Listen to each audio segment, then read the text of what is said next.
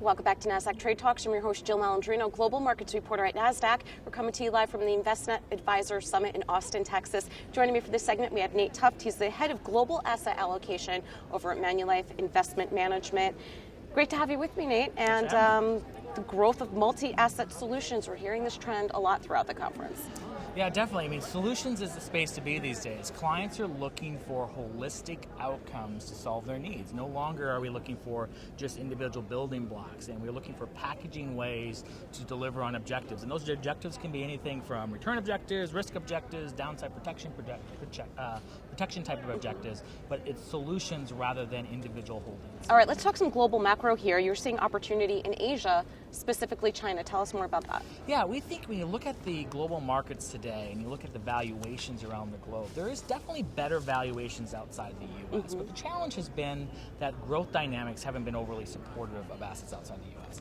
But right now, we think we're on the beginning stages of seeing a little bit of improvement in global economic data, and I call it the summer smile, where you're going to see a little bit of pickup in data in the second quarter and the third quarter, which I think will be supportive of assets outside the United States catching up a little bit with assets in the U.S. So we do expect European equities as well as Chinese equities and broader Asian equities to likely outperform in the next 6 to 9 months. All right, here's $1 million question. I'm sure you get this all the time. We're in a 10, 11-year bull run at this point.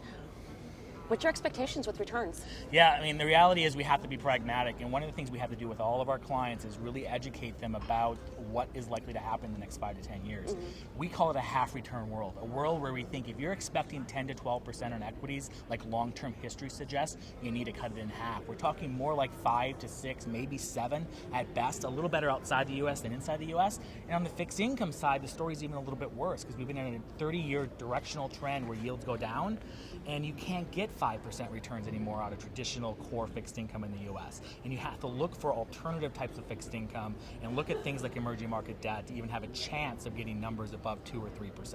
It's really interesting that you bring that up because a guest before me, he was talking about decumulation in retirement, and it's a real challenge for older investors as they're using that chunk of money to for their income, and it's no longer we have $1 million, put it in the bank, you can have 7-8% interest. It's a challenge. It's a real challenge. A lot of times when we talk about withdrawal rates for clients in retirement, people like to talk about 5%, 6% withdrawal rates. We think you need to be talking a lot more like 3 or 4% withdrawal rates, which is a real adjustment. It means you have to save more. You can't just bank on what we thought you could bank on 10 years ago, and the $1 million number is routinely used. You probably need to save more and or work a bit longer to be able to support a lower return and a lower income profile in retirement years. Especially as we're living longer. Correct. As well, such a challenge. All right, Nate, thank you so much for joining us at InvestNet. Thanks for joining me throughout the day on Trade Talks. I'm Jill Malandrino, global markets reporter at Nasdaq.